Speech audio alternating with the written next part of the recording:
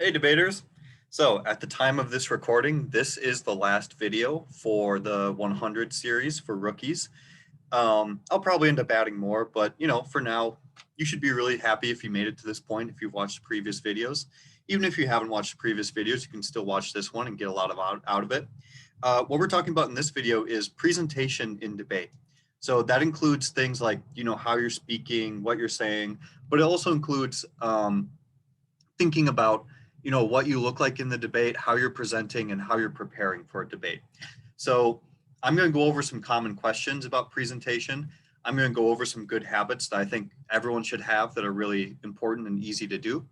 And I'm going to talk about judge adaptation, which is figuring out who your judge is and figuring out how to talk to them in the way they want to be talked to.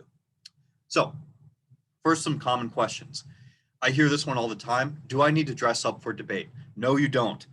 You can just wear whatever you normally wear to school, whatever your real life, attire is, whatever your drip is. Just wear that to debate. That's fine. Who's going to judge you? For the most part, it's going to be college students who are enrolled in an argumentation course. So they're learning about, the theoretical parts of argumentation, what makes a good argument, et cetera, et cetera. And they're learning that at the college level, usually at the University of Minnesota or at Augsburg or St. Thomas, but really they could be from anywhere. Additionally, you'll probably be judged by current high school debaters who are, high schoolers who are on their debate team. They debate at the high school level. Sometimes high school debate coaches will also come and judge. And obviously, these are all people who know a lot about the world. Depending on how experienced they are, they know quite a bit about debate, or they at least know about argumentation, and they should be able to provide you with feedback about how well your arguments sounded, and not just how well you presented your arguments, but how good the arguments were in terms of their like reasoning, logic, consistency, things like that. Will the judges be mean to you? They better not be.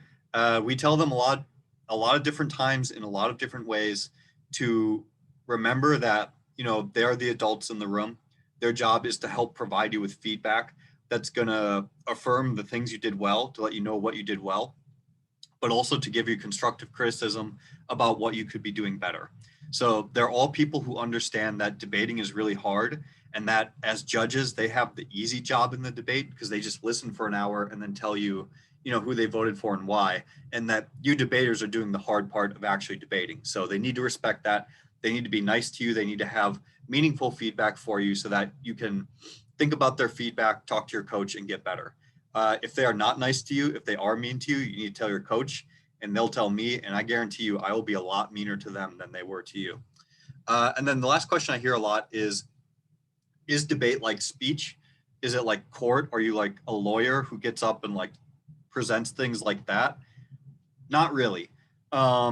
Sort of, in the sense that, when you do cross-examination, you're going to be asking questions of each other like you might in a court. But really, debate is kind of its own thing. And in debate, it's really more focused on presenting really strong arguments, using really strong reasoning, and presenting authors and evidence that are strong, and then comparing those things.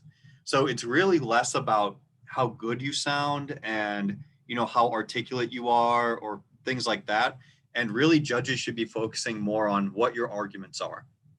And that's the reason why you can have a debater who stumbles over words a lot, isn't very articulate, isn't like speaking at a very fast pace, or is just sort of like hard to listen to.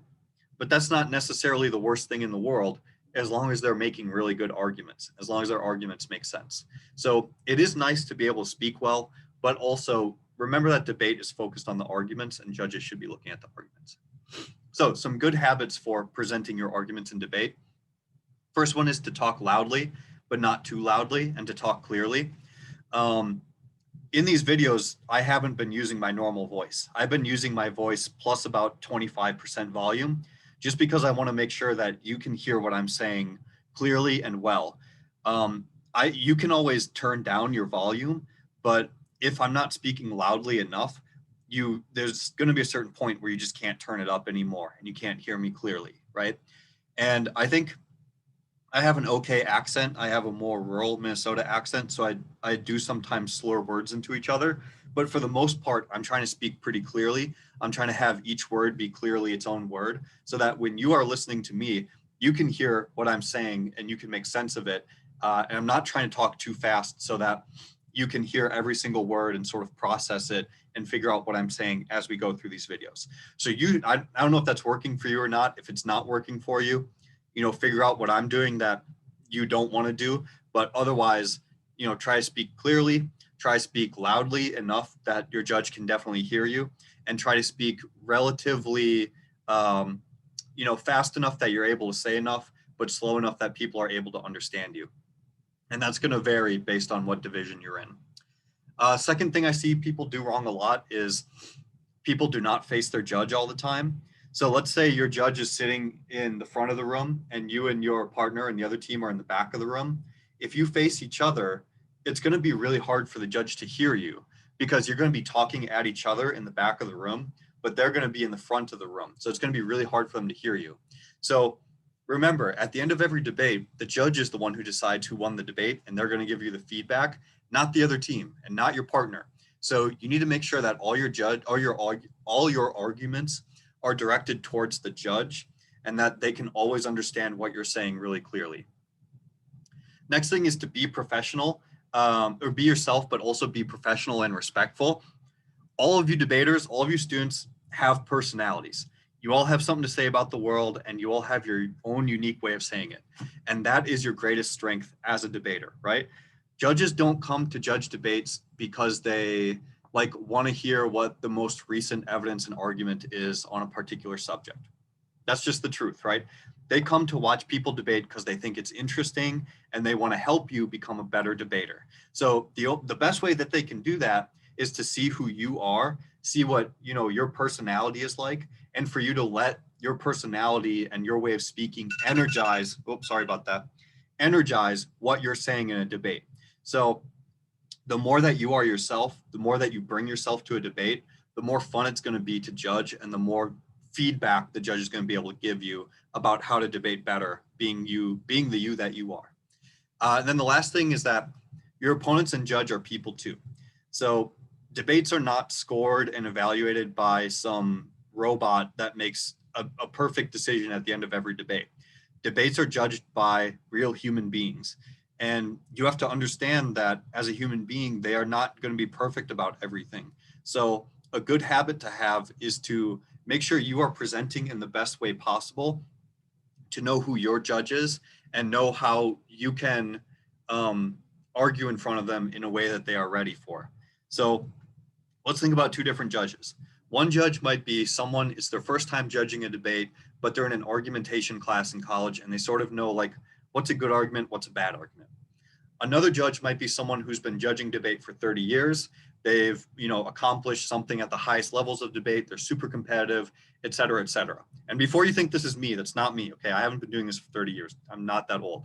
But speaking to those two different people, you have to speak in different ways, right? With the person who's been doing this for 30 years, you can kind of just go in on all the technical parts of debate, all the jargon that we use, all the special words we use, and they'll know everything you're saying. With the person who knows about argumentation generally, but maybe hasn't done a lot of debate, you probably can't do that as much, right? You have to sort of tell a story more, explain more how things interact, and do a lot more work around just explaining what's going on in the debate for them. Neither judge is necessarily better than the other. I know debaters would definitely prefer someone with more experience, and that's fine. I get that.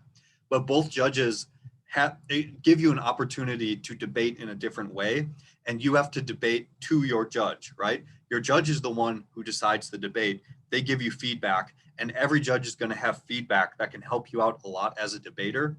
So you just have to figure out who your judge is and figure out how you can present to them and what type of feedback they can give you that's meaningful. And I think debaters and coaches sometimes get a little bit too deep on how to do that. Generally, when you get to a debate, a judge is not going to be offended if you ask them something like, hey, what's your experience with debate? Don't ask them, is this your first time or whatever? Just say, hey, what's your experience with debate? They say, this is my 12th tournament judging. I love this topic, blah, blah, blah. you know who they are, and they'll maybe say, oh, this is my first time. I've never really done this. I'm excited, but kind of nervous. Okay, great. You know who they are, right? So once you know who your judge is, don't judge them for who they are. They're here to help you and to help give you feedback. And I guarantee every single judge has good feedback for you. So be open to their comments, try to meet them where they are, and then debate in a way that's going to help you make the best argument to them.